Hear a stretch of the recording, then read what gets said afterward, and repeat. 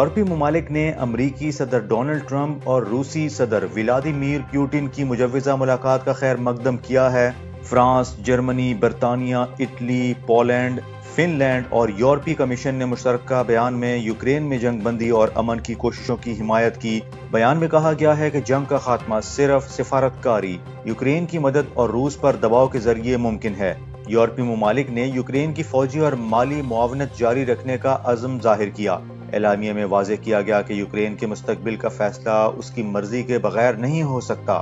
انہوں نے تجویز دی کہ جنگ بندی کے بعد یوکرین کو نیٹو میں شامل کرنے کا وعدہ کیا جائے تاکہ اس کی سلامتی یقینی ہو۔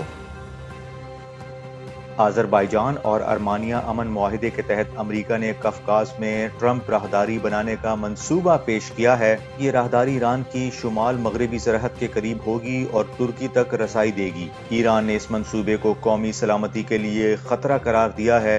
ایرانی سپریم لیڈر کے مشیر علی اکبر ولایتی نے کہا ہے کہ ایران اپنے سرحدوں کے قریب اس راہداری کو برداشت نہیں کرے گا۔ انہوں نے خبردار کیا کہ یہ منصوبہ ٹرمپ کے کرائے کے فوجیوں کا قبرستان بن جائے گا۔ معاہدے کے تحت اس راہداری کے مالکانہ حقوق امریکہ کے پاس ہوں گے۔ پاکستان نے بھارتی فضائیہ کے سربراہ کے آپریشن سندور سے متعلق بیانات کو بے بنیاد اور غیر حقیقی قرار دے دیا۔ وزیر دفاع خواجہ آصف نے کہا کہ بھارتی سیاسی قیادت اپنی ناکامیوں کا بوجھ فوجی افسران پر ڈال رہی ہے۔ انہوں نے کہا کہ پاکستان نے 6 بھارتی طیارے اور S-400 سسٹم اور ڈرونز تباہ کیے، جبکہ بھارت ایک بھی پاکستانی طیارہ مار گرانے میں ناکام رہا۔ وزیر دفاع نے بھارت کو طیاروں کی فہرست آزاد ماہرین کے سامنے پیش کرنے کا چیلنج دے دیا۔ خواجہ آصف نے کہا کہ پاکستان اپنی خود مختاری پر کسی بھی خلاف ورزی کا بھرپور جواب دے گا۔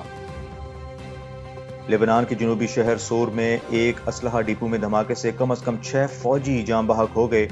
فوجی ترجمان کے مطابق دھماکہ اس وقت ہوا جب اہلکار اسلحے کے ذخیرے کو ناکارہ بنا رہے تھے۔ لبنانی فوج نے واقعے کی تحقیقات شروع کر دی ہے تاکہ دھماکے کی اصل وجہ معلوم ہو سکے۔ وزیر اعظم نواف سلام نے جاں بحق فوجیوں کو قومی ہیرو قرار دے دیا۔ اقوام متحدہ کی امن فوج کے سربراہ نے بھی تعزیت کا اظہار کیا۔ یہ واقعہ حزب اللہ کو غیر مسلح کرنے کے امریکی منصوبے کے آغاز کے دوران پیش آیا۔ عرب لیگ، OIC اور خلیج تعاون تنظیم نے غزہ میں اسرائیلی قبضے اور جارحیت کی شدید مذمت کی ہے۔